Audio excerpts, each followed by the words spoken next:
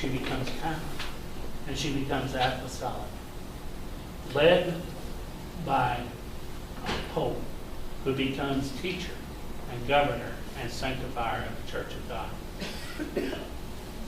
Article 10. I believe in the communion of saints.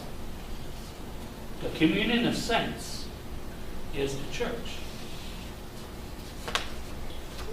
I have a question. Are you saved? Do you want to be a saint? Are you saved? Do you want to be a saint? In the communion of saints, there must be a communion of faith. Faith is like that great treasure to which is given to us. Can't be earned, can't be bought, but simply given. The communion of saints, the communion of believers, a communion of faithful, a communion united in charity. Paul says to the Romans, none of us lives for himself, nor dies for himself. Charity does not exit its own. Communion must be in solidarity with the living and with the dead. To be in the communion of the saints, to allow us to have heaven as our destiny, to believe in those who have gone before us, who intercede for us.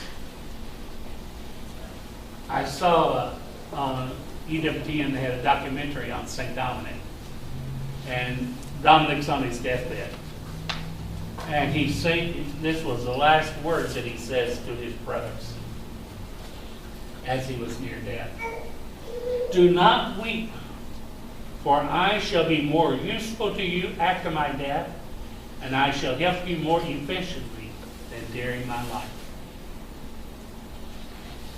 Do not weep, for I shall be more useful to you after my death, and I shall help you more then, more efficiently than I was during my life.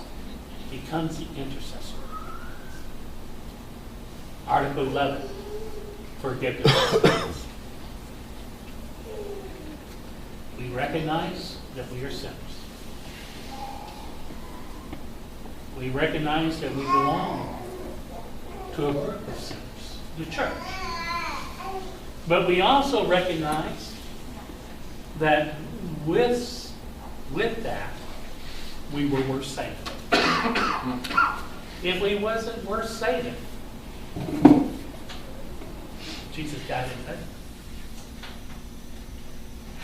We recognize that we were sinners. If we were not valuable, then his blood meant nothing. We recognize that we are sinners, but we also recognize in the mercy of God, in the forgiveness of sins, through our prayer, through our acts of charity, through our baptism, in the sacrament of reconciliation. We become valuable again. We become safe. We become special again. We become in communion again with our Godhead. I believe in the resurrection of the body and life everlasting. I believe in a destiny. I believe in a status of freedom and dignity as sons and daughters of God. I believe that my body is a temple of the Holy Spirit and that I should live as a temple of the Holy Spirit. I believe in the new commandment to love God and to love neighbor. I believe in the mission of Jesus to be light for the world, to bring hope and joy. I believe that I am called to go out into the world to teach, to make disciples, to baptize, whether it's in my own family as a parent, in my own family as a grandparent, whether it's on the farm, on a baseball field, or standing before the people of God. to make disciples of all nations.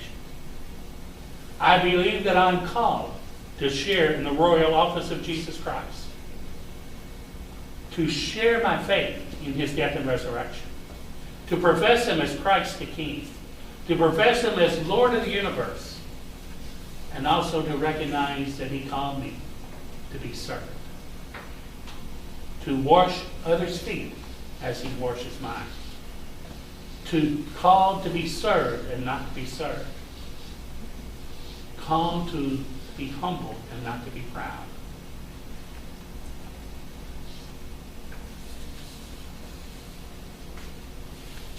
I believe that Christ will raise us on the last day. I believe that I need to live. For me to live in Christ and to die is gain, Paul said to the Philippians. The desire to not run from death, but to accept it when it comes. To embrace it when it comes, knowing that there is something better, something more beautiful, something more existent. To know that through Christ we have been immune by Adam. We have been adopted by God.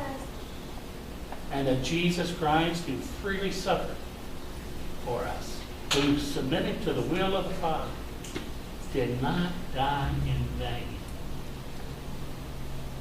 but he had conquered death, rose from the dead, and promises that new life to us who believe.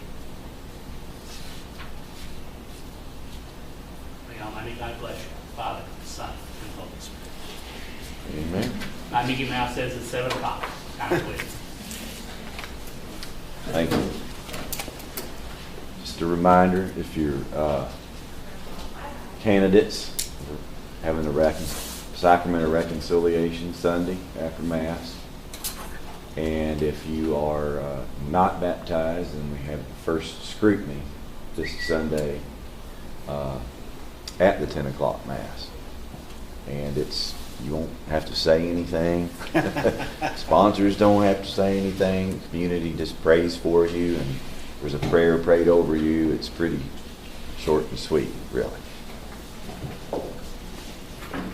Oh, and also next week, because of a communal penance service I have to be at on the 30th, we're going to flip-flop the next 2 weeks. So next week I'm going to go ahead and talk about Holy Week. And then the week after, it's I forget what it is. Way of the Cross. Way of the Cross, North Pole. Okay, so we'll have to flip-flop them. Thank you.